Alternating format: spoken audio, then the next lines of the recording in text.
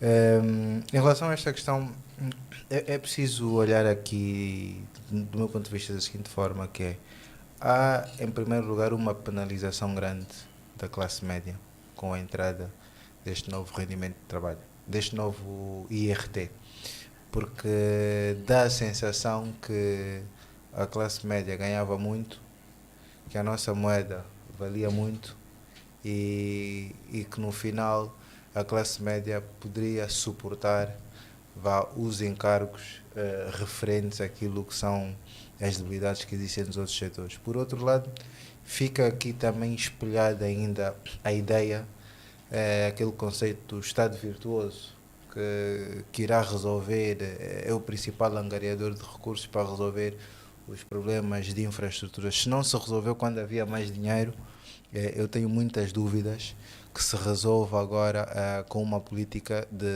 diretamente de empobrecimento das pessoas, que é o que está a acontecer. Por outro lado, nós sabemos que a produção em Angola, o custo dos produtos em Angola, fruto da desvalorização e da desinfraestruturação do país, são demasiado elevados e que têm afetado bastante o poder de compra das pessoas. E se com base nisso nós tomamos medidas que afetem, condicionem ainda mais de forma gravosa o poder de compra das pessoas, isso naturalmente afeta o consumo. Afetando o consumo, afeta as empresas que vendem produtos e serviços, porque vai haver cada vez menos pessoas com poder de compra para aquilo que existe em termos de oferta. E depois existe aqui um outro ponto também que é no meio disso, que é preciso considerar para uma sociedade em que o poder de compra é débil, as empresas estão a fechar, a moeda está a desvalorizar, a população continua a crescer. Será que de facto a solução para se inverter isso passa pelo aumento dos impostos sobre a classe média, ou de facto de nós revermos aqui o nosso modelo porque alguma coisa não está bem, né? Ou muita coisa não está bem? Estamos a insistir num modelo que na minha ótica está falido, estamos a insistir num modelo de um Estado virtuoso, com uma poupança virtuosa que não existe, porque o próprio Estado neste momento tem dificuldade em fazer poupança, quer do ponto de vista da arrecadação, quer do ponto de vista do valor da moeda que arrecada, mas isso naturalmente pode se traduzir aqui numa situação mais complicada, porque como nós podemos observar e acontece, isto acontece sempre em várias fases. Primeiro se anuncia e as pessoas reagem ao anúncio. Depois entra em vigor, há o susto, mas as pessoas ainda não sentiram na pele. Eu acho que as verdadeiras reações à nova tabela, a entrada da nova tabela do IRT, nós vamos assistir no final do mês, né? Vamos assistir quando as pessoas olharem para as suas contas, quando olharem para aquilo que têm que receber depois do mês de trabalho e perceberem que recebem menos dinheiro para produtos mais caros, fruto das desvalorizações e ineficiências, eu acho que podemos entrar aqui numa espiral muito mais complicada e que, portanto, levará as pessoas a fazerem contas à vida, e também, naturalmente, a exprimirem o seu desagrado com base num modelo que, no final do dia, muito honestamente, eu não acredito que esta poupança irá, em primeiro lugar, no curto prazo, resolver alguma coisa para as pessoas, para já. Depois, com a quebra do consumo e a quebra nesse caso, do rendimento das empresas também, eu penso que isso pode acelerar aqui o tema do desemprego. As empresas vendendo menos, têm menos rendimento, portanto podemos entrar aqui numa espiral muito, muito complicada de se gerir. Ok. Samora, o que eu gostaria assim, do desafio para o Samora, só aqui para a sua entrada, não é?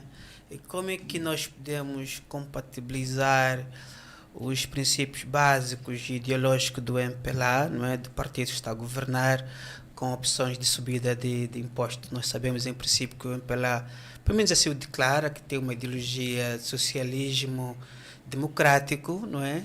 Como é que é esse socialismo democrático, se é que existe? Como é que isso se compatibiliza com esse políticas que nós, em termos de ideologia, esquerda, direita, é possível associarmos mais à direita do que à esquerda. Desculpa lá a provocação. Muito boa tarde a todos, internautas. Uma nota antes, uma nota de subscrição na íntegra à nossa tristeza, fundamentalmente. Aquilo que aconteceu nessa semana. Eu acho que mais tarde vamos voltar a bater mais ou menos nessa questão. Indo de encontro a... Estás com o rosto carregado? Não, é muito... para nós é estranho, é triste, é desgastante. Estamos numa sociedade em que coisas simples que podem ser resolvidas por meras explicações acabem em morte, em tragédia, né? É deplorável. E mais um jovem, né? Fundamentalmente por causa disso. Com todo um futuro à sua frente e vemos uma tragédia por coisas que são simples de se esclarecer. Eu acho que... Mas pronto, vamos continuar. Olha, com relação a essa questão que o David me coloca, da questão ideológica associada à política económica, é o binômio, né? Partimos do pressuposto que uma orientação ideológica, aquela que o MPLA persegue, se calhar seria um tanto quanto avessa àquilo que tem sido a política económica em vigor. Por maioria de razão, e subscrevendo aquilo que o Nelito apresentou há pouco tempo, é que mais do que falar do novo código do IRT, Imposto sobre o Rendimento de Trabalho, é analisar primeiro o contexto, porque é obrigatório nós analisarmos o contexto em que vivemos. E não se pode olhar uma política, ou uma medida de política, sem olhar o contexto. Nós estamos a viver um contexto econômico bastante severo, um ambiente que estamos a ter, neste momento, se formos analisar aquilo que são as taxas de inflação que o país está a viver, estamos a viver mais ou menos uma taxa de 1,7% de inflação mensal, 13% de inflação acumulada e quase, acho que 20 e tal por cento de taxa homóloga. Estamos a dizer que de um ano para o outro, não é? Perdemos qualquer coisa como 20% naquilo que é a nossa capacidade de poder de compra. Ora, o país está a viver um ambiente muito severo do ponto de vista de desemprego. Estamos a viver, do ponto de vista daquilo que é o esforço das famílias, acho que estamos a viver num momento mais sensível. Ora, nós já temos problemas de uma classe média que cada vez mais sufocada. Porque se olharmos para aquilo que é o novo código do IRT, vamos olhar para ele, vamos perceber que quem está na classe média é naquela franja entre os 200 mil, não é? 300, 400 mil. Estamos a falar de uma franja que, na realidade, é onde essas taxas vão incidir. É bem verdade que olhou-se para, entre aspas, as camadas vulneráveis, né? Sem rendimentos até 70 mil kwanzas. Mas perguntamos, o que será que olhou-se para o esforço que hoje nós estamos a fazer? Mas nós estamos num ambiente de crescimento econômico. Nós viemos de uma terceira recessão da economia. Terceiro ano de recessão da economia. Quinto, exatamente. Pronto. Quer dizer, do ponto de vista de política econômica, mais precisamente a ferramenta fiscal, nós continuamos a olhar para o lado da receita. A pergunta que eu faço, será que estamos a ser eficientes no lado da despesa? Será que as gorduras que temos do lado da despesa, se forem bem analisadas, não poderiam ajudar ainda mais? Será que honorar significativamente mais aquela franja da classe média que estava a querer nascer, mas que com as condições em que estamos a viver... Um aborto. Exatamente. Será que sobrecarregar ainda mais estamos a ir de encontro àquilo que são as políticas? Primeiro, nós sabemos, e os académicos nos dizem, que quando há uma sobrecarga fiscal, a tendência para haver um aumento da evasão fiscal é direta. Segundo, olhando aquilo que temos vindo a praticar, quer dizer, o que é que nós logramos com essa política? Vamos analisar. Vai aumentar a despesa, vai aumentar as receitas. Presumivelmente vai. Mas nós temos noção clara. Então, se já temos mais desempregados,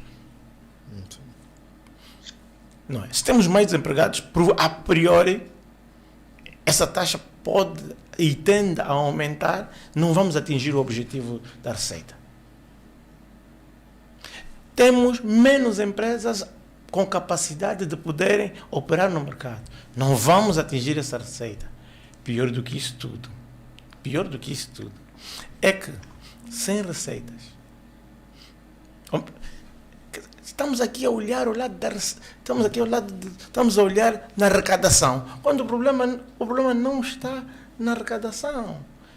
Então, é preciso, eu acho que quem faz as políticas, não estamos a colocar não queremos questionar quem faz as políticas, mas acho que é bom nós alertarmos que o excesso da carga fiscal não buscamos a justiça social, só estamos a degradar ainda mais aquilo que, do pouco que já existe, ainda existe. E isso vai trazer aqui, só para acrescentar, vai agravar aqui uma coisa que é, nós, desde o início de 2016, as eleições, toda a política de atração de investimento foi muito virada para investimento estrangeiro, para atração de investimento estrangeiro. E o tema de captação de investimento estrangeiro para outros mercados, do ponto de vista do investidor, um dos indicadores é o crescimento da classe média. Quem olha como indicador, quem pode olhar não na perspectiva de crescimento da classe média, mas da oportunidade para entrar em novos segmentos, é o investimento local. Somos nós que, como investidores, podemos olhar, ok, as pessoas têm menos dinheiro e vamos tentar desenvolver produtos ou serviços ajustados ao poder de compra. Do ponto de vista de investimento estrangeiro, sobretudo de países desenvolvidos, o maior indicador os maiores indicadores ou é o petróleo, né, cotação do petróleo internacional, que no fundo garantia que as dívidas podem sair para pagar, ou o crescimento da classe média. Portanto, se eles olham e se percebe que a classe média está a morrer ou está a ser estrangulada por um conjunto, deixa de ser atrativo para atrair esse tipo de Francisco, a entrar aqui na cartilha da tributação progressiva. Tributação progressiva é quanto maior for o rendimento, tendencialmente mais pagará de imposto. Assim visto, parece que existe aqui um senso de justiça. Se tem mais rendimento, a partida deverá suportar uma carga tributária maior que quem tem menos rendimento, de acordo com o famoso princípio do utilizador-pagador, né? Portanto, se tem mais rendimento, vai beneficiar de mais serviço, vai beneficiar de mais serviço, portanto, pagará mais por esses serviços. Em teoria, parece uma conversa boa, essa progressividade da tributação, e essa conversa sobre a justiça tributária, em teoria, parece uma coisa boa. Entretanto, quando o cidadão paga imposto, o cidadão geral, sabe que o imposto é uma prestação unilateral. Não é? Você tem que pagar, ponto. Mas há aqui uma expectativa geral que é, ao pagar imposto, a gente vai beneficiar de uma quantidade e qualidade de serviços públicos aceitáveis. Por quê? Porque esses serviços públicos são pagos com recurso aos impostos. Se isso for verdade, a partir da minha predisposição para pagar também é maior. Okay? A minha predisposição para pagar é maior. O que se passa entre nós, e acho que mais alguns países com as nossas características, é a tributação progressiva e essa conversa da justiça tributária não funciona na medida em que, do ponto de vista real, mesmo que a gente exclua a variável da inflação, do ponto de vista real, quem tem tendencialmente mais rendimento também beneficia menos dos serviços públicos. Essa é a realidade. Não tem os filhos na escola pública, não frequenta a saúde pública, não frequenta. Por quê? Apesar da quantidade ainda não ser suficiente, olhando, por exemplo, para a escola pública ou para a saúde pública, apesar da oferta não ser suficiente de acordo com as nossas necessidades, a qualidade também é sofrível. Então, quantidade insuficiente, qualidade sofrível. Quem tem mais rendimento, o que é que vai fazer? Vai pôr o filho na escola privada, mas está a pagar 2 vezes pelo mesmo serviço. Porque quando está a pagar imposto, supostamente, é para a escola pública. Mas ele não vai beneficiar da escola pública. Pois, alguém vai dizer, ele não vai beneficiar porque não quer. Não vai beneficiar porque não quer vírgula. Não tem a qualidade de acordo com a expectativa dele para aquilo que tem servido aos filhos. Mas ele pode ir ao serviço de saúde pública. Se não vai porque não quer, sim, não quer vírgula. Ele atingiu um nível de rendimento que a sua exigência em termos de serviço de saúde provavelmente não é correspondida com aquilo que é oferta pública. Não. Ele é penalizado muitas vezes. Paga por um serviço que ele usa e depois paga aquele que ele vai usar. Desse ponto de vista, a conversa anterior da justiça tributária, porque quem tem mais rendimento paga mais, não é verdadeira. Ela funciona em países, por exemplo, como nós estamos habituados a ouvir, nos países nórdicos, a cada não chega aos 60%. Por quê? Porque aquilo que a pessoa recebe em troca em termos de serviços públicos está de acordo com o seu padrão e a sua expectativa de qualidade de vida. Por isso é que eles lideram os rankings todos em termos de qualidade de vida e tudo mais que a gente possa avaliar. Então a minha primeira nota era uma chamada de atenção em relação a essa conversa de que agora sim estamos a introduzir justiça tributária. Não é bem verdade no nosso contexto. A segunda nota em relação a esta taxa do IRT tem a ver com a tal ilusão da classe média. Lembro-me, lá mais para trás, acho que o David deve ter estado comigo nessa sala de aula do professor João Confraria, nas aulas de políticas públicas, 2003, 2004. É um senhor assim com uma certa graça, o João Confraria. Ele dizia assim, essa conversa da classe média em Portugal é mesmo só conversa. Porque medir classe média a partir do nível de rendimento da pessoa não é contar toda a história. Ele dizia. Então, uma família típica portuguesa que tem a sua própria casa, está a pagar ao banco. Tem 2 carros, para a mãe e para o filho, estão a pagar ao banco. Faz férias da Páscoa, faz férias do Natal, mas vai ao banco para ter possibilidade de fazer férias. No final do mês, o que é que resta do rendimento dessa família? Está a pagar casa? Tem casa, mas não é... Tem casa e não tem, porque está a pagar ao banco. Tem 2 carros. Tem carro e não tem, porque está a pagar ao banco. Faz férias 2 vezes ao ano. 3. Na Páscoa, no Natal e no verão. Mas vai ao banco para pagar por essas férias. No final você diz que essa é uma família da classe média. Você está a falar o quê? Essa é a pergunta que ele colocava na sala de aula, a maioria eram colegas portugueses. Está a falar classe média, você está a falar de quê? Eu acho que, salvando-se aquilo que é diferente, essa pergunta podemos fazer aqui. Então, um trabalhador angolano que tem um rendimento entre 350 mil kwanzas, vamos considerar 1 milhão de kwanzas, e vive em Luanda, não é? Que está a pagar a casa, ou está a pagar a renda da casa onde se encontra, tem que ter um gerador para se assegurar das ausências de eletricidade, embora nos últimos dias a ausência de eletricidade seja cada vez menos, mas tem que se assegurar com o gerador. Provavelmente está numa zona onde não tem acesso à rede pública de água. Então tem que ter um tanque de água, tem que ter condições de pagar com regularidade uma cisterna de água. Isso significa que vai ter que ter uma eletrobomba que está a trabalhar permanentemente para assegurar o fornecimento de água à sua própria casa. Então tem que ter segurança. Tem que da ter sua luz. própria casa. Tem que ter luz, tem que ter segurança. Tem que ter empregada. Tem que ter. Tem 3 filhos, por exemplo. As taxas da luz triplicaram. De acordo com a capacidade de consumo da casa. Ora, 3 filhos, os 3 filhos estão em colégios, mais despesas de saúde. No final do mês, essa família pode terminar com dívida. Acho que David fez um exercício simples. Para um que ganha 1 milhão e é o único que fornece rendimento em casa, dava um déficit de quase 300 mil.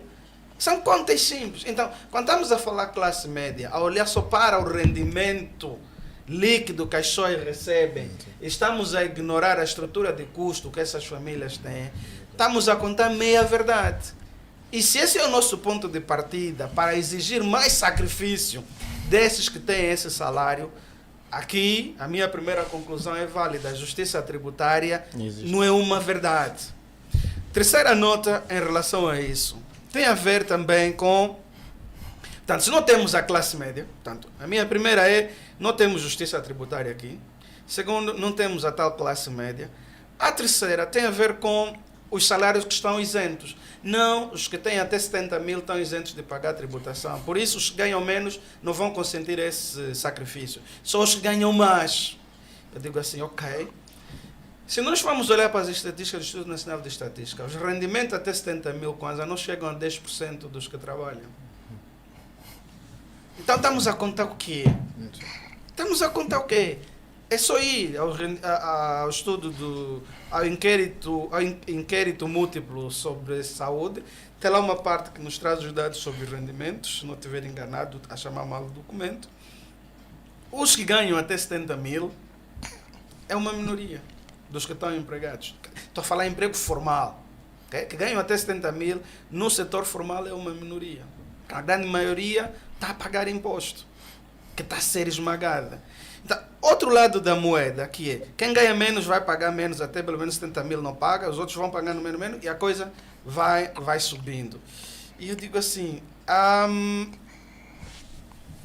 se essa é uma minoria, os que estão a ser esmagados são os que estão, que se consideram no escalão maioritário.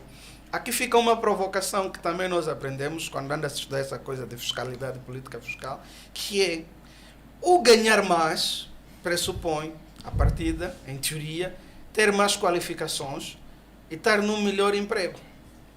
Mas também significa escolher entre o trade-off, trabalho e lazer.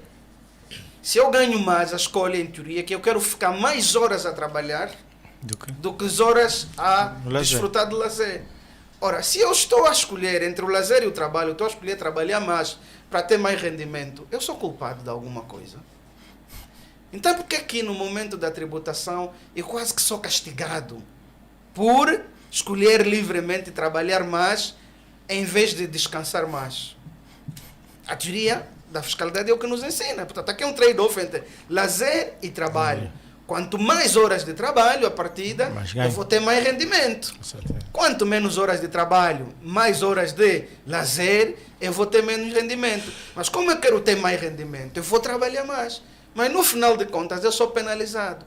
Eu aceito de forma tranquila essa penalização se beneficiar de um conjunto de serviços públicos à altura das minhas exigências, do meu padrão e da minha qualidade de vida, daquilo que eu acho que é razoável pelo esforço que eu suporto, seja em termos de trabalho, seja com a carga tributária. Então, eram essas 4 notas que gostaria de colocar em cima da mesa para refutar a ideia de que essa tributação progressiva no contexto de Angola, embora obedeça à cartilha do FMI, ela não introduz de maneira nenhuma justiça tributária. É uma falácia no nosso contexto dizer que agora sim estamos a introduzir justiça tributária. E eu até isolei a variável inflação e tudo mais que vocês falaram.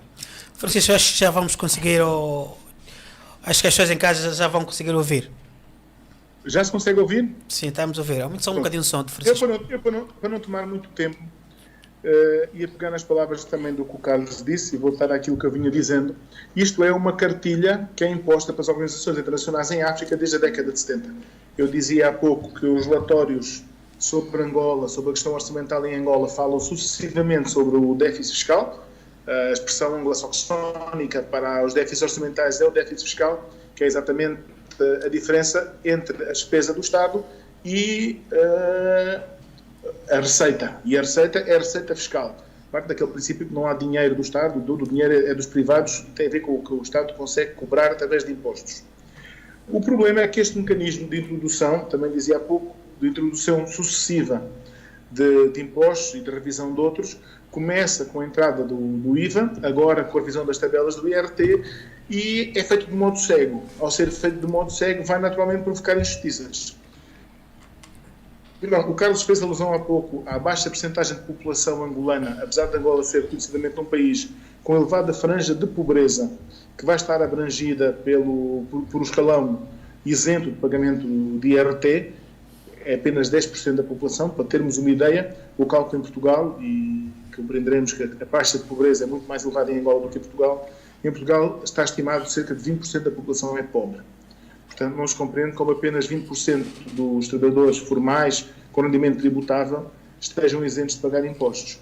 Isto vai criar muitas injustiças, duplas injustiças, como aquelas que o Carlos vinha descrevendo, do cidadão de classe média que quer serviço de qualidade e não consegue serviço de qualidade através da tributação fiscal e do que o Estado oferece e é obrigado a recorrer a privados.